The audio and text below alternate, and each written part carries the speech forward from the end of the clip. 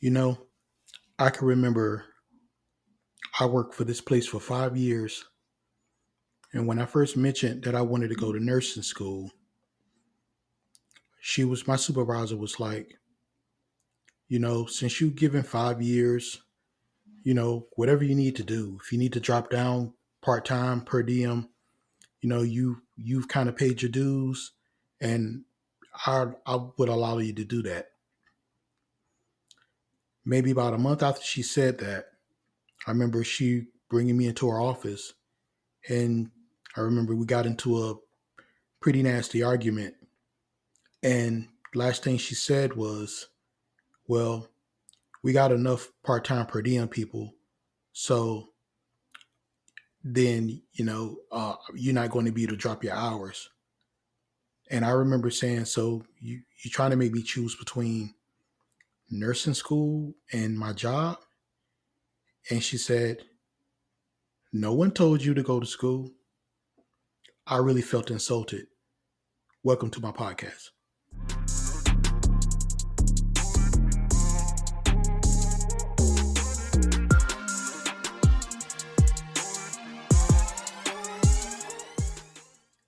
The point of that was the fact that I felt like I had to make a choice between going to nursing school and working a job. And obviously I'm here today, so I'm pretty sure you can tell which choice I picked. But one of the things that I can say is that I'm glad for my military training.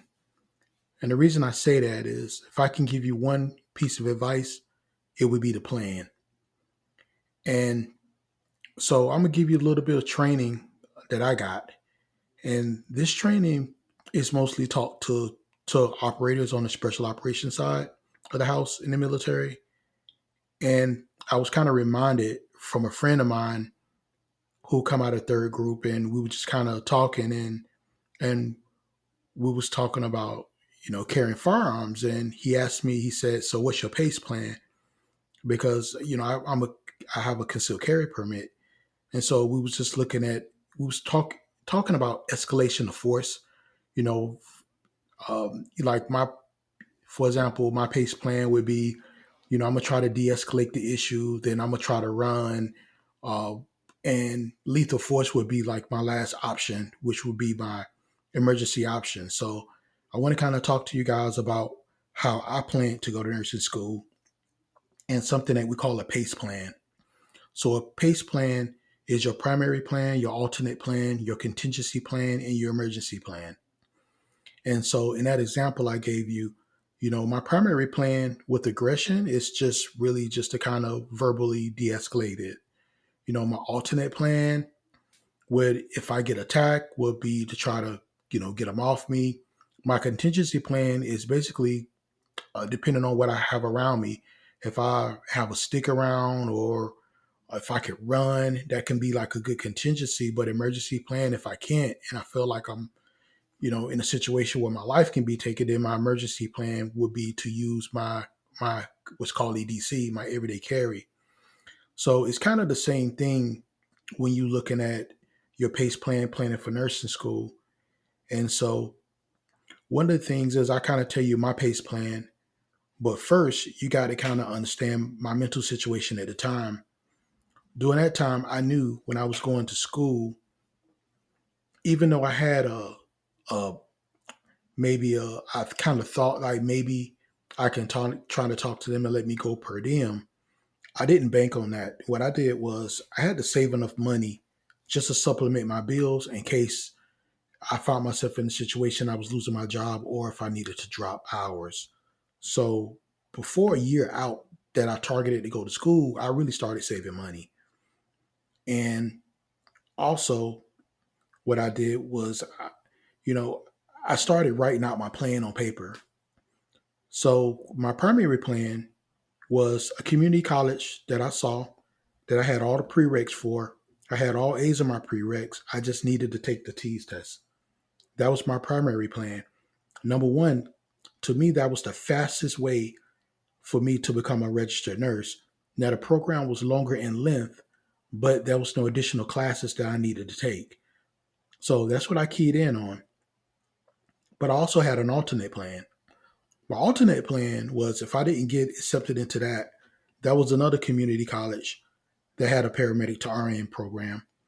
And it was the same distance, but this program was shorter in length. And that was not limited slots. My primary plan had only 10 slots. This community college didn't have any limit to slots. But the only thing about it was I needed one class. I was one class short.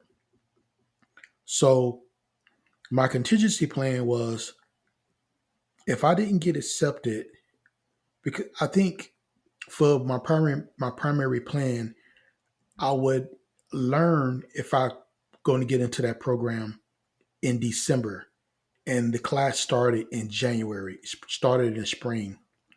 Well, my alternate plan was during the springtime, I was going to take this one class because this particular bridge didn't start to the summer. So it gave me enough time to do the one class I needed to get into the program.